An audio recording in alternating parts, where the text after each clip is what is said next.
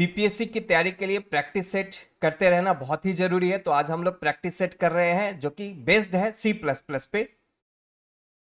तो हम लोग का ये practice set C plus plus based है। क्वेश्चन हमारा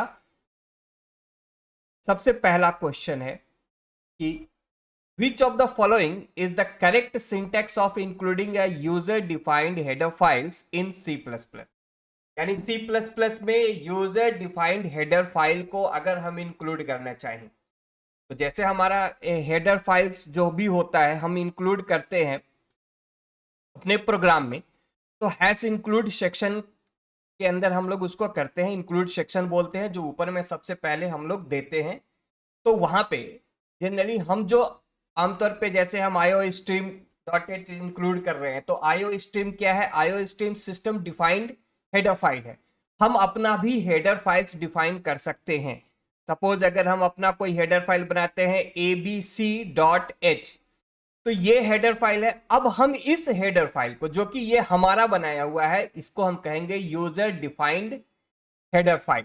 अब अगर हम इस हेडर फाइल को इंक्लूड करना चाहते हैं अपने किसी फाइल में, तो हम क्या यूज करेंगे, कैसे उसको इंक्लूड करेंगे? तो हम लोगों को इंक्लूड कीवर्ड तो लिखना होगा, हैश इंक्लूड ये तो लिखना ही पड़ेगा, क्योंकि इंक्लूड एक कीवर्ड है जो किसी भी एक्सटर्नल फाइल को हमारे वर्किंग फाइल के साथ लिंक करने का काम करता है। और हैश एक प्री प्रोसेसर डायरेक्टिव है जो प्रोग्राम के एग्जीक्यूशन से पहले काम करने का इंस्ट्रक्शंस प्रोवाइड करता है। तो हैश इंक्लूड हम लिखेंगे और उसके बाद हम क्या लिखेंगे? तो आमतौर पे हम लोग इस तरीके से लिख सकते हैं, यहाँ पे दिया हुआ है, लेकिन बेटर वे जो होता है यूजर डिफाइंड हेडर फाइल के लिए डबल कोट्स के बीच में लिखा जाना चाहिए, इस तरीके से जैसे यहाँ पे लिखा हुआ है ऑप्शन बी में। तो हमारे लिए यहाँ पे ऑप्शन बी सही होगा। तो यूजर डिफाइंड हेडर फाइल्स को कभी भी इंक्लूड करेंगे तो हम लोग डबल कोट्स के अंदर में उस फाइल का नाम देंगे जिसको हम इंक्लूड करना चाहते हैं। तो अगर हमारा abc.h है तो हम यहाँ पे क्या लिखेंगे? हैश इंक्लूड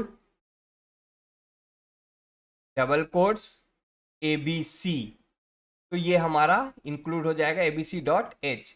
ये हमारा हेडर फाइल इंक्लूड हो जाएगा जो कि हमारे द्वारा बनाया हुआ है, यूजर के द्वारा बनाया हुआ है। नेक्स्ट क्वेश्चन है which of the following extension is used for user defined header file in C plus plus. यानी कि कौन सा एक्सटेंशन हम यूज करेंगे? तो अभी हम लोग देखें हेडर फाइल। हेडर फाइल का एक्सटेंशन जनरली हम जानते हैं कि डॉट एच के साथ होता है। तो डॉट एच यानी एच को यूज करेंगे हम लोग, ऑप्शन सी।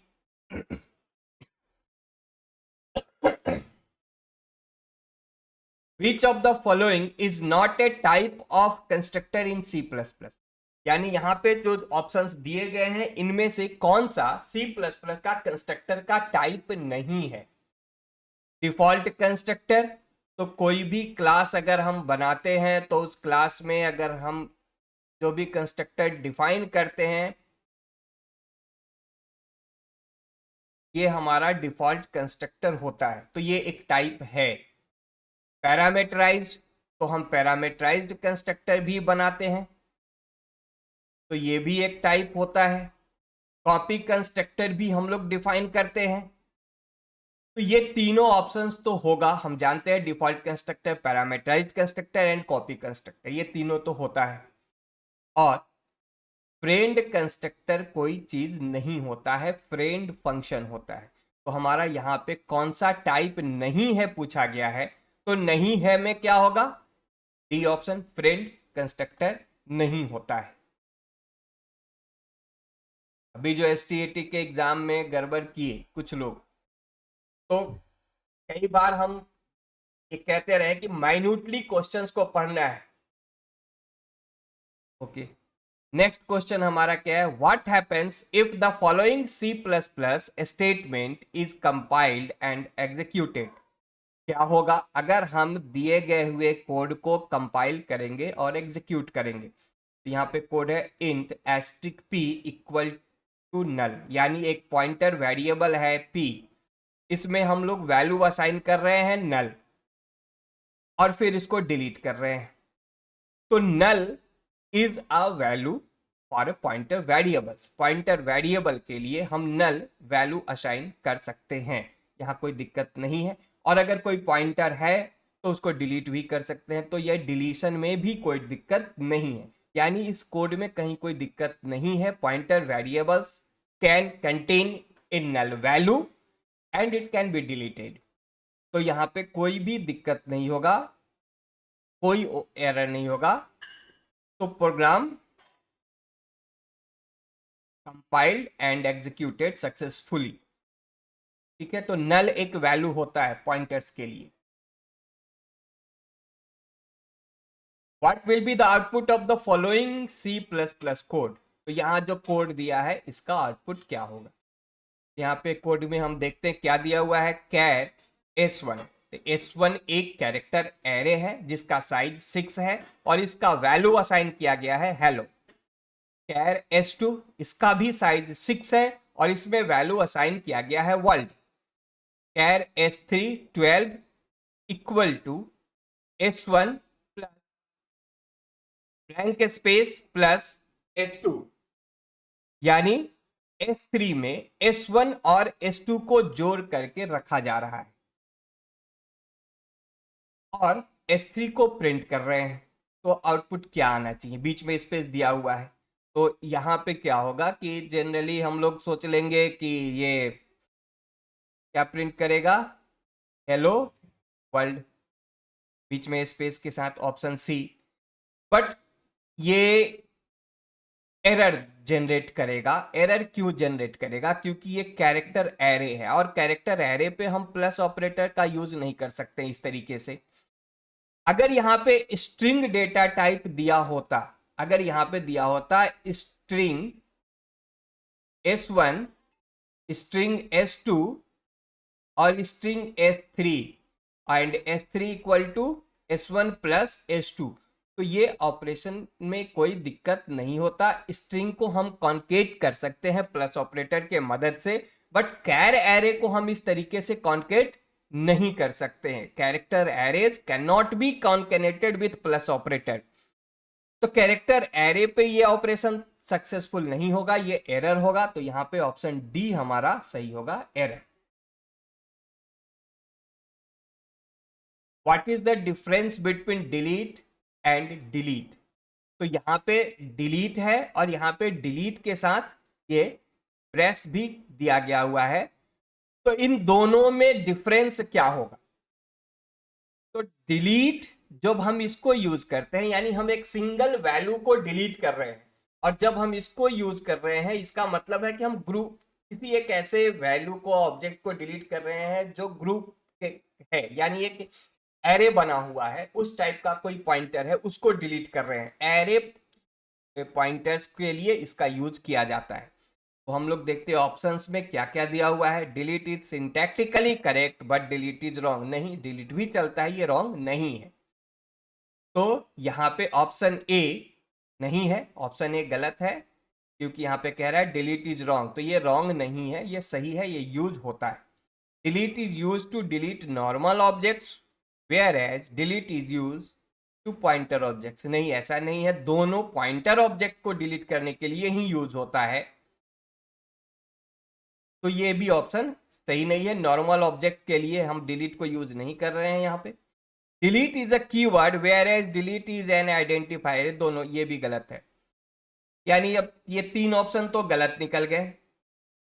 ठीक है, चौथा ऑप्शन है delete is use to delete single object whereas delete is use to multiple. तो ये ऑप्शन सही है, क्योंकि हम जब भी ये पैरेंथेसिस देंगे, सॉरी, ये बिग ब्रैकेट देंगे, तो इसका मतलब है कि हम एक ऐसे ऑब्जेक्ट या वेरिएबल को यूज कर रहे हैं जो ग्रुप है।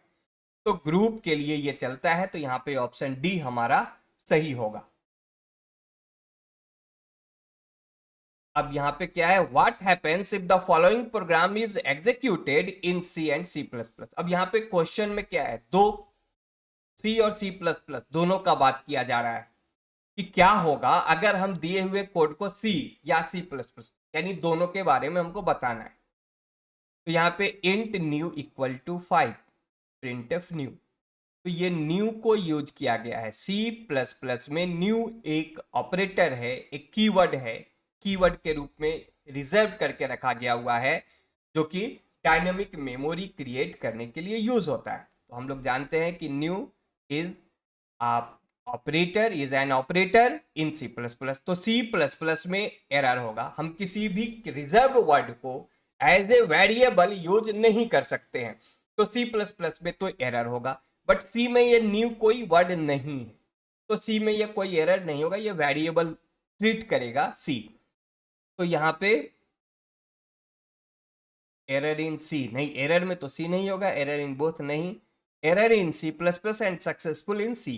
तो ये ऑप्शन सी सही होगा, क्योंकि ये सी प्लस प्लस में एरर है। सी प्लस प्लस के लिए न्यू एक कीवर्ड है, सी में कुछ भी नहीं है। What is the value of p in the following C++ code? यानी ये जो कोड है इसमें p का वैल्यू क्या होगा? इंट p, p एक इंटीजर वेरिएबल है। बूल a, बूल C++ का एक डेटा टाइप है जो वैल्यू ट्रू और फॉल्स के रूप में रखता है। तो a में ट्रू रखा गया है और बूल b में फॉल्स रखा गया है। Integer x equal to 10, integer y equal to 5, यानी x में 10 है और y में 5 है। तो क्या होगा अगर p इक्वल टू, p में x और y, यहां पे और ऑपरेशन हो रहा है, तो हम लोग यहां पे देखते हैं x और y, x का वैल्यू 10 दिया गया हुआ है और y का वैल्यू 5 दिया गया हुआ है। तो 10 और 5 में और ऑपरेशन हो रहा है। ये हुआ 10 बाइनरी में और ये हुआ 5 बाइनरी में। अब इन दोनों के बीच में और ऑपरेशन कर रहे हैं, तो यहाँ पे और, यानी कि हम और गेट, सिंपल से हम इसको समझे कि ये और गेट लगाया गया। अब यहाँ पे वैल्यू पास किया जा रहा है, तो पहले x का वैल्यू यहाँ पे 0 जा रहा है और y में 1 जा रहा है, तो यहाँ 0 और 1 जा रहा है, तो यहाँ आउटपुट क्या मिलेगा? 1। तो यहाँ हमारा 1 आ जाएगा। फिर यहाँ पे 1 जा रहा है और यहाँ 0 जा रहा है, तो फिर हम लोगों को यहाँ क्या मिलेगा? 1। फिर यहाँ 0 जा रहा है और यहाँ 1 जा रहा है, तो आउटपुट क्या मिलेगा? 1। फिर यहाँ 1 जा रहा है और यहाँ 0 जा रहा है, तो आउटपुट क्या होगा? 1, यानी 4 1 हम लोगों को मिलेगा। तो 4 1 मिल रहा है, यानी ये बना क्या? हमारा वैल्यू क्या बना? ये 15। अब हम आगे देखते हैं क्वेश्चन क्या कह रहा है। तो यहाँ पे हम लोगों को 15 मिल रहा है और प्लस किया जा रहा है a प्लस बी। तो a प्लस बी, a का वैल्यू है ट्रू और b का वैल्यू है फॉल्स, तो ट्रू और फॉल्स यहाँ पे ट्रू हो जाएगा। तो ट्रू को जब इंटीजर में रखेंगे तो वो हम लोगों को 1 देगा, तो ये 1 देगा और ये 15 देगा, यानी हमारा क्या बनेगा? इन p का वैल्यू 16। तो आउटपुट में हम लोगों को क्या मिलेगा? 16। तो ये कंफ्यूज करने के लिए दिया गया हुआ क्वेश्चन है। तो अगर हम लोगों को कहीं भी और ऑपरेटर या कभी भी एंड ऑपरेटर मिलता है, तो हम वैल्यू रख करके अभी जैसे हम ऑपरेट किए हैं उसी तरीके से हम लोगों को कैलकुलेट करना होगा वैल्यू। अगर यहाँ पे एंड ऑपरेटर होता तो हम एंड गेट बेस लॉजिक को यूज कर लेते। 0 1 यानी 0, 1 0 यानी 0। आउटपुट जो आ सकता है गेट्स में, वही आउटपुट हम लिखते चले जाएंगे और उसको आपस में कैलकुलेट कर देंगे, जैसे अभी यहाँ पे किए। तो वो कर लेना है। और इस तरीके से अगर कभी भी a plus B Boolean values के ऊपर ऑपरेशंस दे रहा है, तो देखेंगे दोनों का वैल्यू क्या है। ट्रू ट्रू है और जोड़ा जा रहा है तो फाइनली ट्रू होगा, और इंटीजर में रख रहे हैं तो ट्रू के लिए 1 और फॉल्स के लिए इंटीजर में 0 आ जाता है। तो वो हम देख लेंगे, ट्रू ट्रू है तो ट्रू होगा, ट्रू फॉल्स है तो ट्रू होगा, फॉल्स फॉल्स है तो फॉल्स होगा।